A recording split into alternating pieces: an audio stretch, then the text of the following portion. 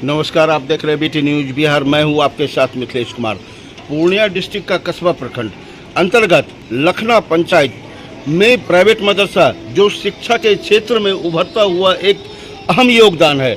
यहां के जो विद्वान शिक्षक हैं, सभी शिक्षकों को मैं आप सभी दर्शकों को दिखाता हूं कि यहाँ के कितने विद्वान सारे शिक्षक हैं और यहाँ की जो विधि व्यवस्था है वो कितनी अच्छी है।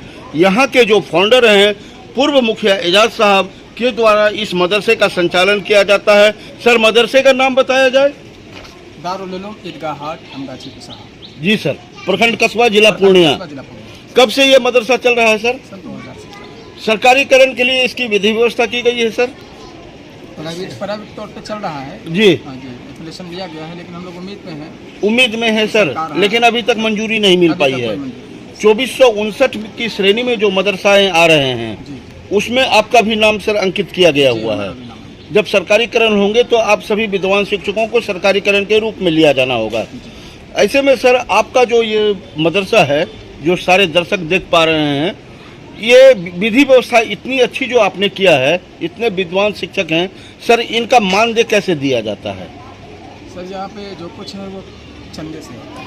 चंदे से होता है, सामाजिक सहायता। यहाँ हॉस्टल की भी व्यवस्था है सर। एक एक शिक्षक को कितने वेतनमान तक की देय होती है? बहुत कम है सर, 5000 6000 बस। इसी में उनका सारा चीज होता है सर। इसी में कितने वर्षों से सर ये मदरसे का संचालन होता है? 26 वर्षों से। 2000 में अभी 26 वर्ष हो रहे हैं इसको। जी। आपके यहाँ बच्चे कितने हैं अभी सर प्रेजेंट टाइम में? प्रेजेंट में 92 बच्चे हैं हमारे यहाँ। 92? जी, 92। थोड़ा सा अपना परिचय बताइए सर। मेरा नाम राशिद मुमताज़ नदवी है। जी। मैं यही लखना पंचायत का हूँ जी। बालसर मेरा गांव पड़ता है जी। मैं यहाँ पर एक मुदर्रिस की हैसियत से हूँ, स्टाफ हूँ और पढ़ाता हूँ। कब से पढ़ाते हैं सर आप यहाँ? सर, मुझे 5 साल हो रहे हैं इस मदरसे में। आप ये 5 वर्ष पूर्व से योगदान दिए हुए हैं। जी सर। यहाँ जो बच्चों की पढ़ाई होती है, आप सभी विद्वान शिक्षकों की संख्या कितनी है सर? हम लोगों की संख्या सर 9 है।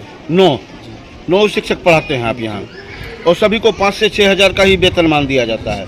इससे सर क्या इस महंगाई के दौर में आपका गुजर बसर हो पाता है? सर, गुजर बसर तो मुश्किल होता है, लेकिन चूँकि सामाजिक सहायता है तो उतना बैलेंस नहीं होने के कारण हम लोग अपने दीनी और ईमानी और लोगों के इलाके के फ़ायदे के लिए, बच्चों के फ़ायदे के लिए हम काम करते हैं। और इस उम्मीद में है कि इंशाअल्लाह ये मदरसा सरकार इस पर नज़र रखेगी और मंजूर करेगी और आगे चल के सर, जब तक आपका सरकारीकरण नहीं हो पाता है, सरकार के द्वारा 2 ट्रस्ट हैं सर। एक मदीना ट्रस्ट है सर, एक चेन्नई ट्रस्ट है। इनके द्वारा फंडिंग की जाती है सर मदरसा में पढ़ रहे गरीब तबके के बच्चों के लिए, जिनको कम राशि देकर यहाँ योगदान दे रहे हैं, उनकी सहायता के लिए। तो ऐसा चाहेंगे सर कि आपके इस मदरसे को ट्रस्ट फंडिंग भी हो? बिल्कुल चाहेंगे हम लोग। सर बिल्कुल चाहेंगे, ट्रस्ट से कहीं पैसे आ रहा है। जी सर, लेना हम लोग चाहेंगे। लेना चाहेंगे सर, ताकि आपकी विधि व्यवस्था और अच्छी हो और समाज के ज़्यादा बच्चे आपके यहाँ पढ़ सकें।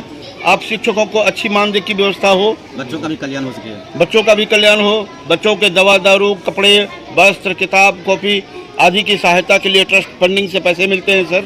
मिलते तो नहीं है, उम्मीद करते हैं अगर आपके पास कोई ऐसा ट्रस्ट हो। सर, अभी नहीं मिल रहा है, लेकिन ये है कि आइंदा। सर, अभी जो सरकारी मेडिकल कॉलेज चल रहा है, देख पा रहे हैं आप, अशफाक करीम साहब वहाँ के अध्यक्ष हैं।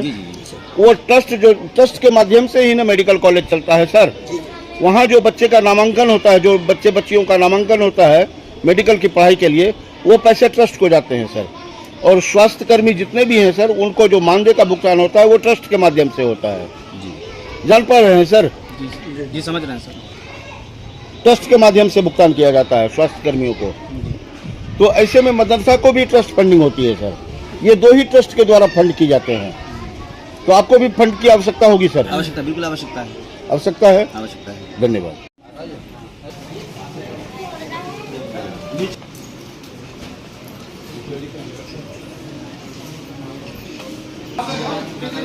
कभी होगा सर? अपना कारगुजारी तो देना ही है।